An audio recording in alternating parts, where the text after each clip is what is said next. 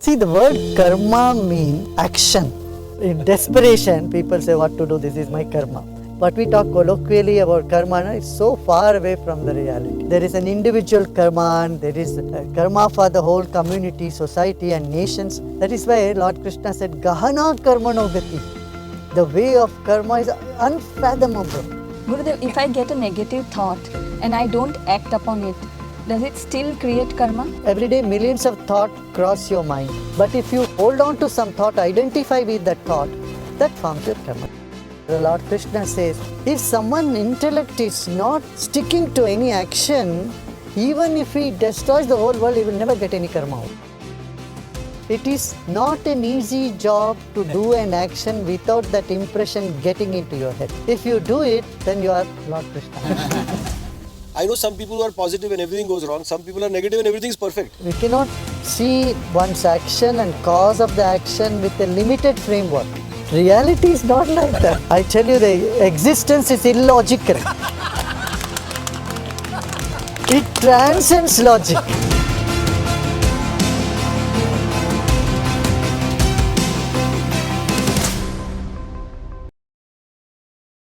Gurudev, what is karma? Are there different types of karma? And do they all have the same intensity or are they different?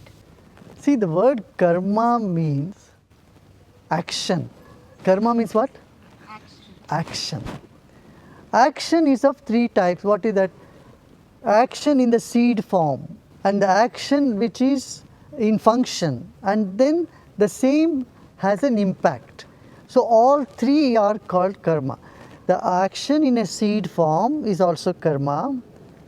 The action which is acting now, which is alive, is karma, and then the impression it leaves is also karma. So in karma also there are various types. Prarabdha karma means what I have acquired from the past, the impressions of my action in the past, they are called prarabdha karma. Sanchita karma, sanchita means that seed form which you have gathered. Agami karma means the karma which would give fruit in the future. And prarabdha karma which is already started yielding result. Now, it's like this, if there is a seed, you will roast the seed and it will not sprout, right? So, these sanchita karma are like the seeds which can be roasted, means which can be done with. You can erase those karma, sanchita karma.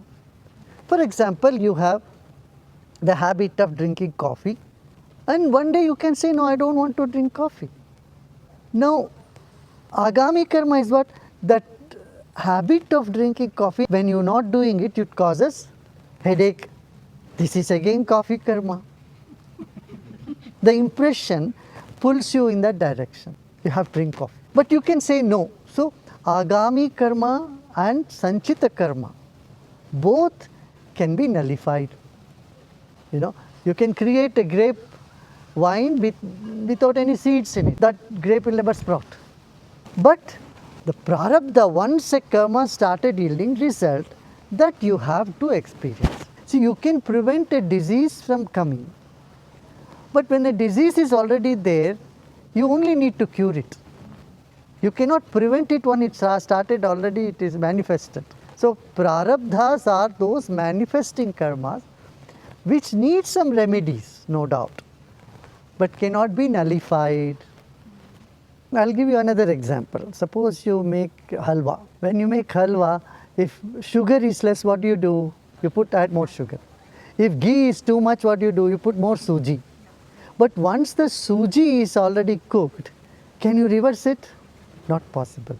Like that, even in the prarabdha karma, whatever you have got from another lifetime, those impressions are there, and when they start manifesting, then you can always have a remedy for it. Karma is not fatalism.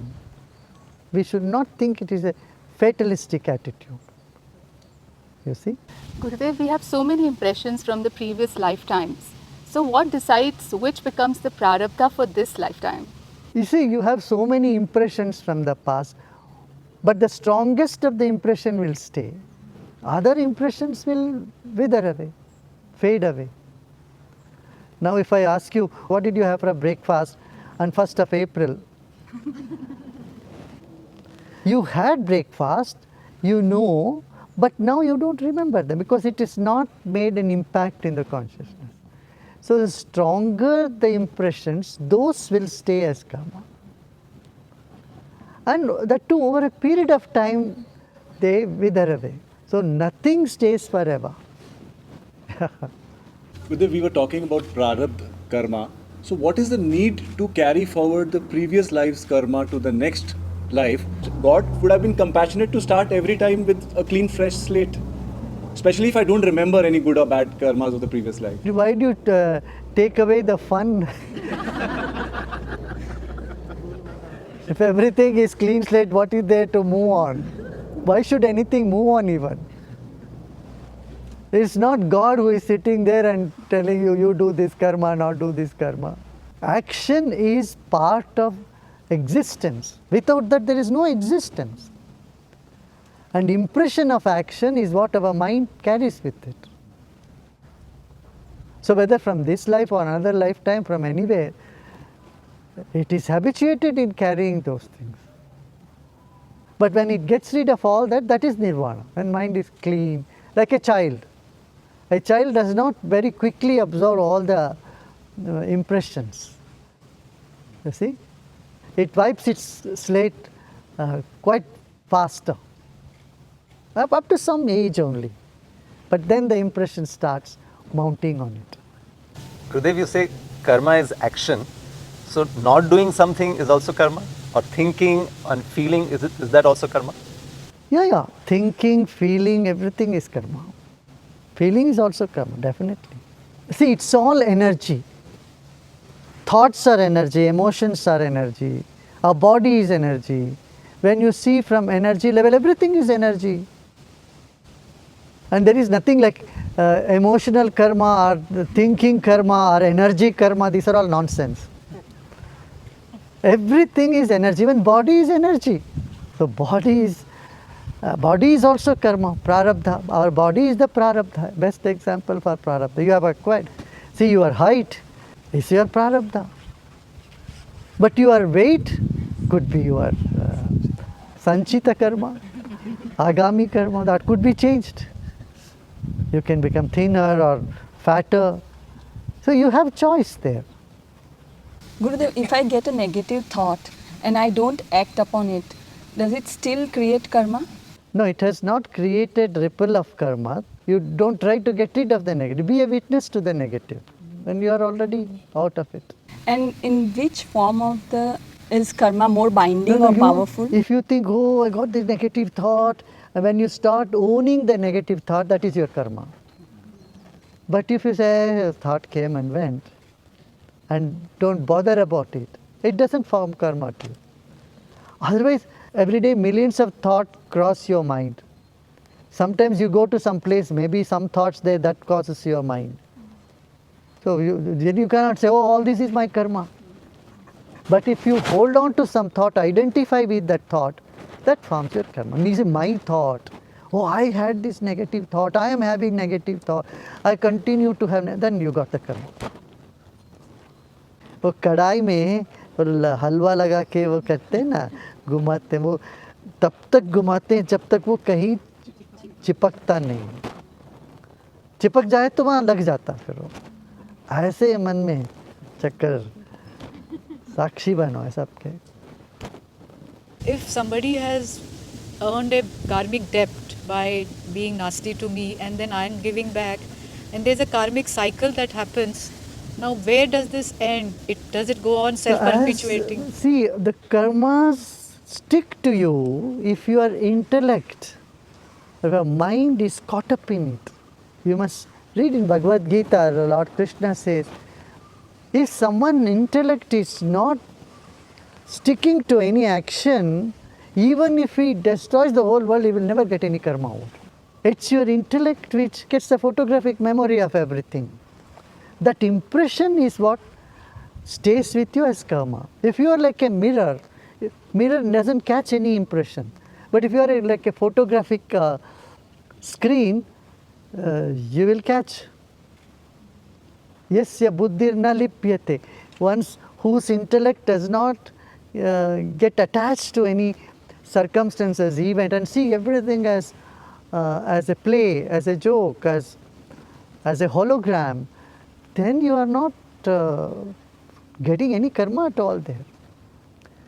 That is why when in nirvana or enlightened person, they don't get any karma. Why? Because they are like the mirror. A mirror does not hold on to any image. Though images are there, and the moment the images move, mirror is remaining clean as mirror is empty. Yeah. See, you are walking and you have walked on some ants without your knowledge. You don't have to say, oh, my karma has come, karma has come. But if you intentionally harm anybody, and that impression is in your mind, then you have got that karma. Gurudev, you said that the impression of the action is what creates the karma. What if people have done horrible things? Like there are some terrorists who really believe in their cause and they kill many people. If they believe in the cause and they're not attached to the action, will they pay for their crimes in this? Will that karma be there or no? Don't think they are a witness to their action. That is a very evolved state of mind. In that state of mind, you don't even do that. If you are causing pain to somebody, and that vibration definitely hits you, and it hits your body. So that man or that person, a terrorist, cannot say, I am not doing anything. He is doing. When the doership is there, karma definitely is there. Terrorists will never say everything is happening by itself.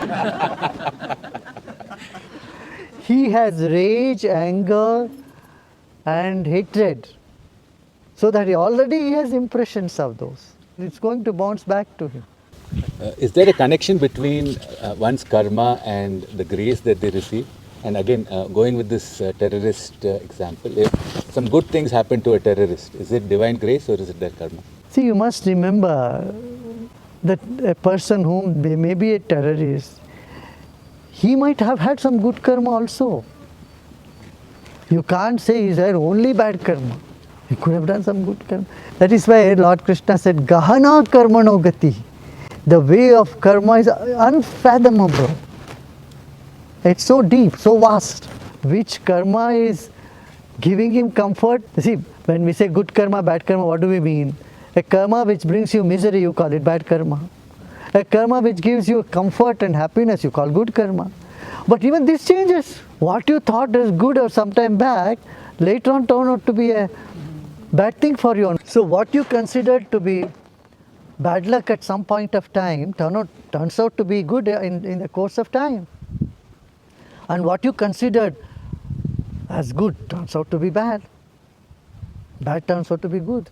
So happiness and misery, these are all part of life, and that's part of karma. Action is karma. The cause of action is also karma. Again, in a larger picture, there is nothing called good karma, nothing called bad karma. Action is action. Action has its consequences. Jainism, that's the main thing. Action has consequences. So, in Jain philosophy, they didn't even spare Krishna. He was the cause of the war, so he is in the hell now. But Krishna doesn't agree on that. He says, because I am not a body, I am not the doer, he knows. So it is a very different understanding. It is not an easy job to do an action without that impression getting into your head. If you do it, then you are Lord Krishna. Nothing short of Krishna. You are perfect yogi. That's why Lord Krishna says that everybody knows he is married and he had 8 wives. And then he says, if I have been a brahmachari, let the Yamuna part ways. That is very, very high state of consciousness. Where does grace fit there, Gurudev? Grace and luck? Grace is altogether a different thing. Right? The grace which helps one to rise above the karma. Don't think grace only makes the bad karma into good, good karma into bad. No, it helps you to rise above karma. It brings you freedom. So, Guruji, who receives that grace? Does it depend on that person's karma, or it is independent of all of that is happening? A little bit of both. If it is only karma, you will say it's just a fruit of the karma, then where is grace? The grace has no meaning if it's only as a result of your karma. But grace is because it is ahaituki, means it is unconditional. But conditional. See, that condition is you are a human being. But that getting onto the path is karma, right? See, there is nothing which is outside karma. No existence can be there outside karma. Except the consciousness which is just a witness. Atma ka koi karma nahi hai. Atma has no karma. Only Jiva has karma. And Guruji, how you interact with us, does it depend on our karma? At that point in time, how my time or karma is that how you'll respond? Or your action towards us is independent of everything? It is both, a bit of both. Many times it is completely independent of who you are, what you are, whether you deserve it or not, all that. That you call grace. But on the other hand, there is a time for everything, and the right time, right things keep happening. See, you are thinking in a linear angle. For you, white or black. I say, no, it is grey. You want to put everything in a box and say, oh, everything is karma, so my coming to meditation is also karma, my meditation is also karma, my blessing and grace is also karma.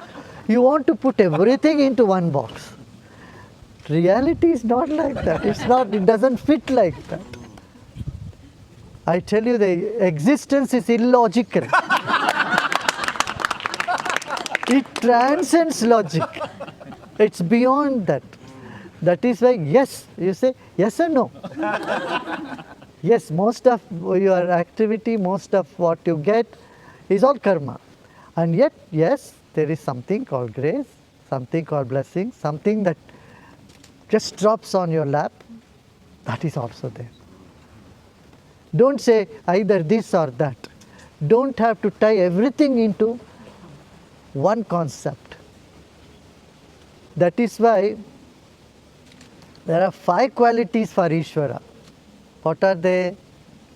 Srishti, creation, Sthiti, maintenance, Laya, Tirobhava, means hiding, and Anugraha, grace, blessing.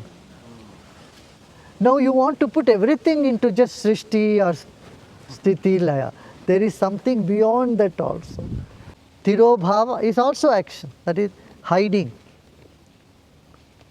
And then Anugraha, grace, blessing. Connected to that only, Krishna told Arjuna, I have taken all your karmas. Can you throw light into it? Is it just grace? How does that happen? Yes, he says your sins, you cannot clear your sins. You have something on your back you cannot get. You need something else to scrub your back. And when your hand is dirty, with a dirty hand you cannot clean another dirt. So Krishna says, I am here to wash you off all that. But at least listen to me. Aham tvam sarva papebhyo mokshayishyami mashucha. Don't grieve, don't worry. I am here to take away your karma, your sins. He doesn't say, I'll take away all your good karmas. He says, your sins. So a sinner should not try to rub and get their sins out. You cannot. That is where you give up, you surrender. So Gurudev, when a guru frees you of your karma, at that time what happens to the karma? Does it just evaporate or does a guru take it on? Oh, look. A room is full of darkness, you bring a light. You ask me, where did the darkness go? Where will it go? It simply doesn't exist. Sometimes, Gurudev, there is a mismatch between your opportunity that you get, the capability that you have, and a position that you hold. So, what is the role of karma in this, Gurudev? See, you have a sankalpa. Your sankalpa cuts through the karma. See, it's like it's raining, that is the karma. Now, you take an umbrella and you go, you don't get wet. You counter that. That is why all these japa, meditation, all this is there. They're all to counter the karmas. That's why it's not a fatalistic concept. Oh, everything is karma. And, oh, it's raining. Oh, I have to get wet, and that is my karma. No. Take an umbrella, go run to a shed, and find yourself in a dry place. But when I take a time-bound sankalpa and put all my efforts towards it, and no desired results are visible, is it because of my karma or lack of efforts, or somebody else's vikalpa? It could be both. You just took a sankalpa, you may not have put enough effort. Somebody else's vikalpa also goes on? Vikalpa also impacts, yes.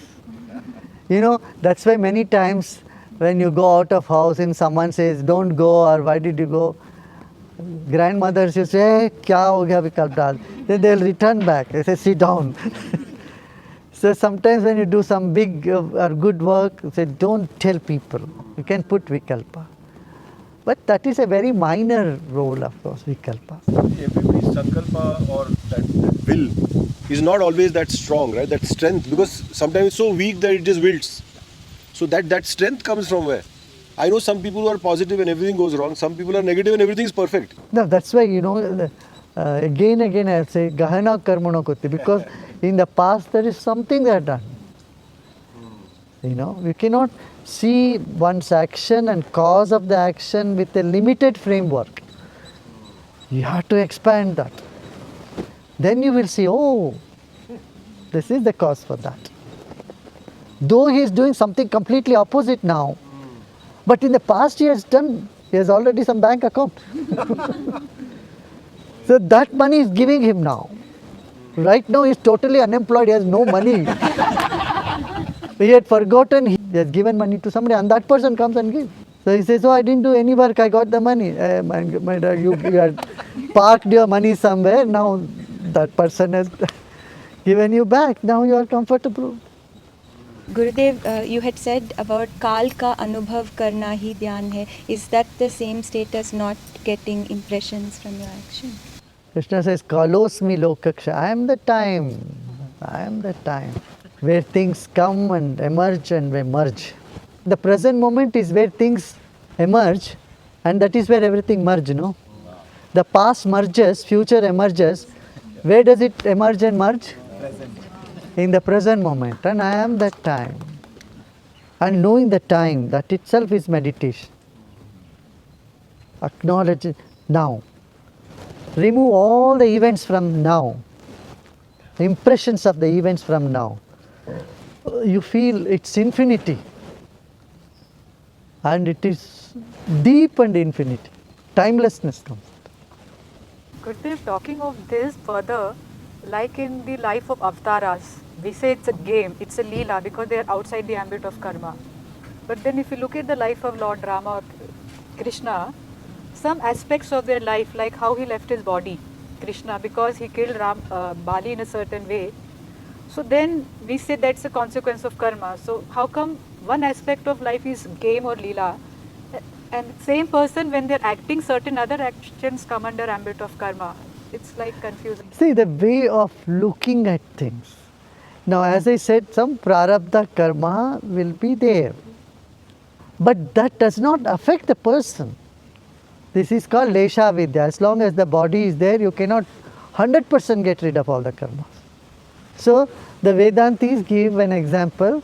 Suppose you have a ball of butter in your hand and you throw the ball of butter, but still the mark of the butter still remains in your hand. So, that is called lesha vidya. A little bit of some karma has to be there because this is karma bhumi. And body itself is a karma, prarabdha karma. Because of the body, and that Krishna also was physically there. And he says, I have no karma, but still I perform karma because I want to show the path. I want to show the way. I have nothing to do, I have no karma, still I keep acting because people will follow me. Whatever I do, that will be followed.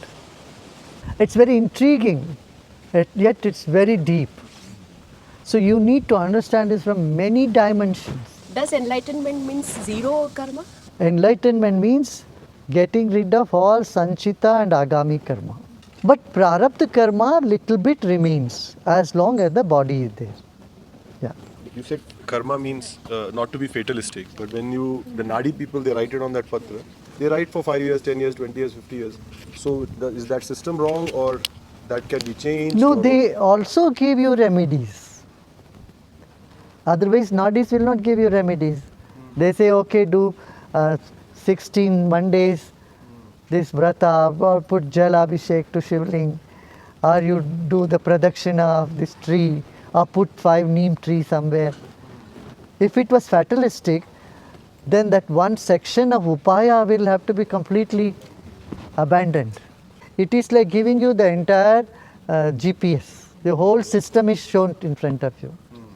You do upayas, these are the possible things that might happen to you, but you do upaya, you can nullify those things. And finally they say grace, in that also they say God's grace be there and all will be well. Every action has limited sphere of impact.